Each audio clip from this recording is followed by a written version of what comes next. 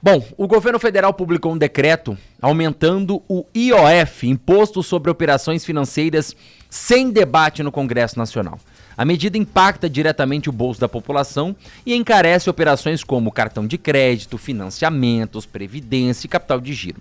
O deputado estadual Pedro Ossian Neto, que é presidente da Comissão de Finanças e Orçamento no Legislativo aqui de Mato Grosso do Sul, tem criticado duramente essa decisão, classificando-a como autoritária e prejudicial à economia brasileira, especialmente para a classe média. Deputado, o senhor tem usado termos fortes, né, como barbeiragem fiscal, para se referir ao aumento do IOF. Quais são, na sua avaliação, os efeitos práticos dessa medida sobre a classe média e o setor produtivo? Bom dia e bem-vindo à Massa FM. Bom dia, Bruno. É um prazer estar aqui com você, com todos os nossos amigos ouvintes, nessa terça-feira fria. Fria, gelada. Mas é importante trazer esses debates e esclarecer, na verdade, o público do Mato Grosso do Sul sobre as coisas que estão acontecendo em caráter nacional com a política econômica. E eu tenho sido, como você bem colocou, crítico a uma série de medidas e os rumos dessa política econômica. E agora nós tivemos mais um capítulo de toda essa história, que é o aumento do IOF. Para que as pessoas possam entender, o ministro Haddad anunciou através de um decreto, ou seja, um decreto não precisa de autorização legislativa, não passa pelo Congresso, não passa através de uma negociação prévia com nenhuma outra autoridade ou poder constituído, uma série de medidas elevando o imposto sobre operações financeiras, que é o IOF, sobre uma série de coisas. Você mencionou cartão de crédito para compras internacionais, crédito para as empresas, e aí nós estamos falando, por exemplo, de capital de giro para as empresas, afeta as empresas do Simples Nacional.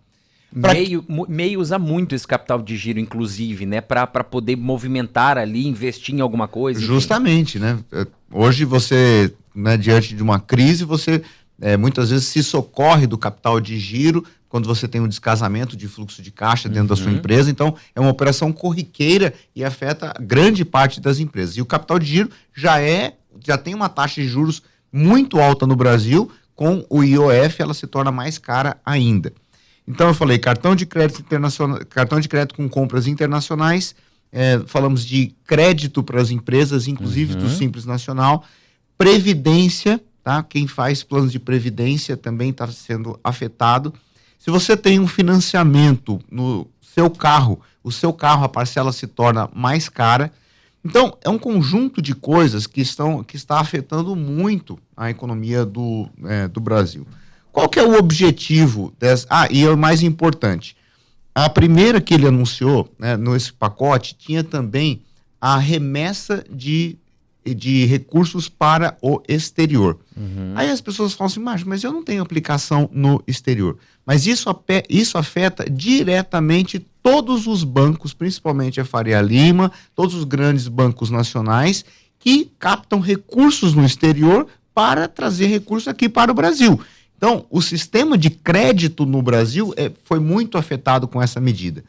E anteriormente, você tinha o IOF zero nessas operações. Isso foi tão problemático no setor financeiro que o ministro Haddad revogou a medida com horas de vida. Então ele anunciou na parte da tarde, no final da noite, na calada da noite, ele já teve que revogar a medida do IOF, porque o dólar já deu um repique e foi percebido pelo mercado como uma tentativa de controle de mercado de capitais. Então, se você tem a entrada de recursos de fora para o Brasil, essa é livre, tá? Então não é taxada. Agora, esse capital vem para cá. Quando você remete esse recurso para fora de novo, aí seria uma alíquota de 3,95%. O mercado financeiro entendeu que isso era uma tentativa de controle de capitais e logo acendeu a luz amarela e a luz vermelha, inclusive no Banco Central, e o presidente do Banco Central interveio para que houvesse uma revogação e isso aconteceu. Então houve um recuo dessas medidas do Haddad. Ficaram essas outras medidas que eu coloquei, em geral, com uma alíquota de 3,95%. Aí as pessoas falam, poxa, mas 3,95%. Bruno, se você levar em consideração que hoje o Brasil tem as maiores taxas de juros do mundo, Sim. Nós temos a quarta maior taxa de juros do mundo. o governo federal paga 14,75% na taxa Selic dos títulos públicos. Então, se você não quiser fazer absolutamente nada e pegar um recurso e emprestar para o governo, você tem 14,75%. Você calcula quais são as taxas que são cobradas das pessoas em cartão de crédito, em crédito rotativo, em capital de giro, financiamento de veículos, financiamento para o consumo. Então, essas taxas de juros no Brasil já são proibitivas. Com o IOF, esse crédito se torna ainda mais caro. E aí, qual que é o motivo do ministro Haddad ter anunciado essas medidas? Ele alega a seguinte conjuntura. O Brasil vive hoje uma situação fiscal bastante preocupante, um quadro fiscal de déficit nas contas, e existe uma lei que foi aprovada no começo do governo Lula chamado arcabouço fiscal. O que é o arcabouço fiscal? Vamos voltar um pouquinho tempo atrás e olhar para a época da política econômica do Temer e do Bolsonaro. O que estava em vigor naquela ocasião? O chamado teto de gastos. Sim. O que era o teto de gastos? Estabeleceu-se um limite pela Constituição brasileira, onde as despesas do governo federal teriam um determinado valor estabelecido em lei, tá? em tantos trilhões de reais. O governo não poderia passar daquele valor. E esse valor só era reajustado pela inflação do ano anterior. Então, qual que era o objetivo com o teto de gastos? Era fazer uma espécie de uma cirurgia bariátrica no Estado brasileiro, com o seguinte diagnóstico: o Estado brasileiro é grande, é um Estado perdulário, gasta muito, é como se fosse um Estado obeso, que come demais, então nós precisamos ter um teto de gastos. A partir daqui, não se gasta mais. Essa era a política do Temer e a política do Bolsonaro.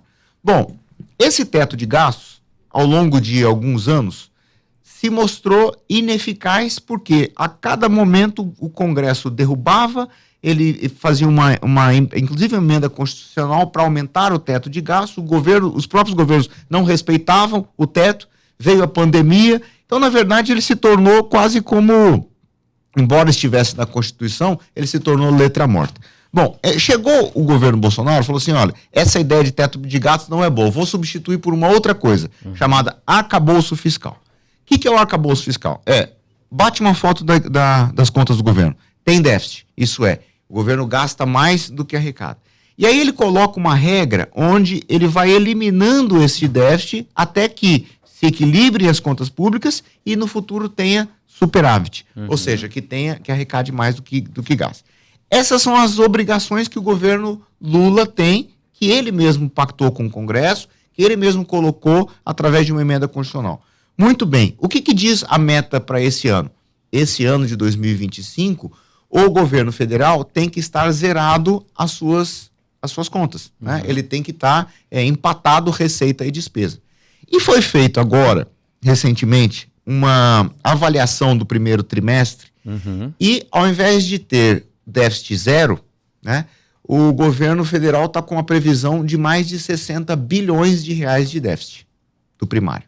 Então, isso é um problema muito grande para o governo federal, porque se ele descumprir essas metas das suas contas, o que vai acontecer? Pode ter uma sanção, inclusive, do Congresso, que aí é uma discussão sobre improbidade administrativa, vai ter um problema econômico, porque os bancos internacionais vão olhar, ver o nosso nível de endividamento, ver que o Brasil está se endividando mais. Isso acaba descredibilizando, né? Descredibilizando. Cenário internacional, inclusive. Muito bem. Então ele precisava equalizar essa receita e a despesa. De que maneira que você equaliza?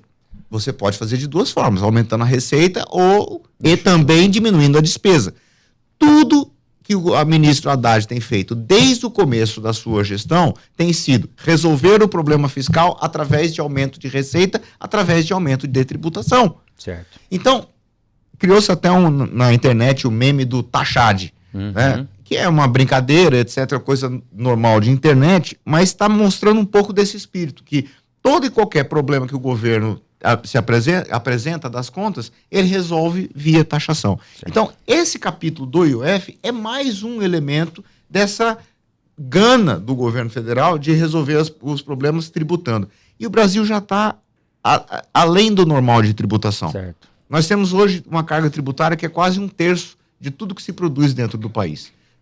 Então, eu acho que chegou-se a um cenário de esgotamento, a sociedade não tem mais recursos para colocar, e aí O ministro Haddad apresenta essa medida do IOF, uma medida por decreto, uma medida sem discutir com ninguém, dá um problema em todo o mercado e agora ele volta atrás.